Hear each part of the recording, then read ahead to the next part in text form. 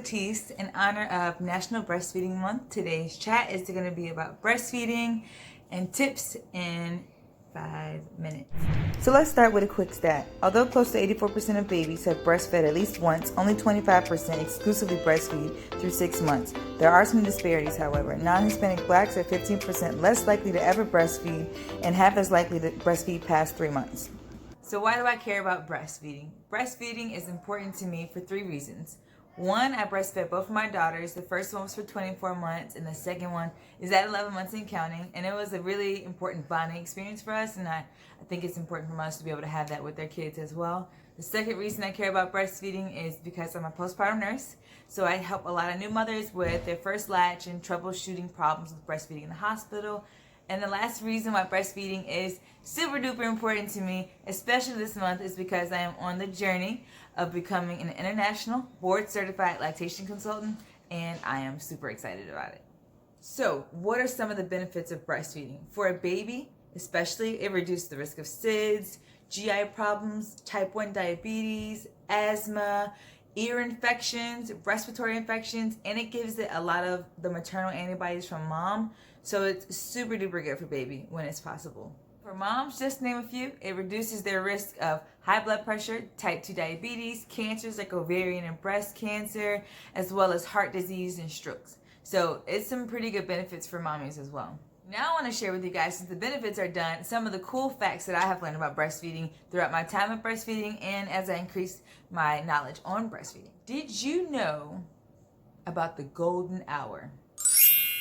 The golden hour is the first hour of life after a baby is born, where you put the baby on the mom's skin uninterrupted, and this is where they can do their first latch, and they will even crawl to the breast themselves. They give themselves their first meal, which is pretty cool. Within that first 60-minute time frame, they'll use the scent of the mom's milk and the darkening of her nipple to actually get to where the food is going to come from. Babies are very instinctual, and most mammals are able to give themselves their first meal as well. Did you also know that breastfeeding can burn like 500 calories in one day? So talk about a workout.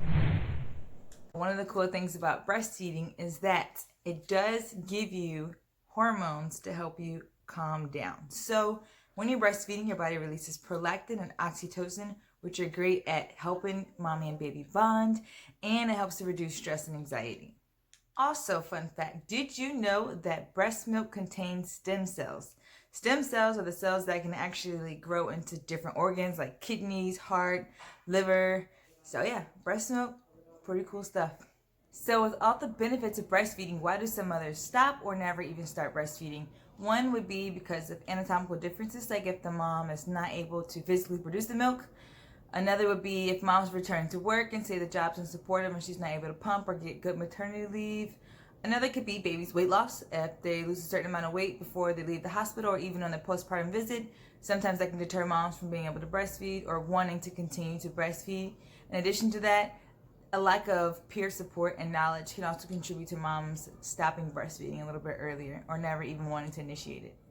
But a cool fact is that moms can actually start relactation with a combination of stimulation and milk expression. Moms can, over the course of days to weeks and sometimes months, actually bring the milk supply back if the original reason wasn't related to anatomical concerns. So relactation is a great option for moms who weren't able to start breastfeeding successfully in the hospital.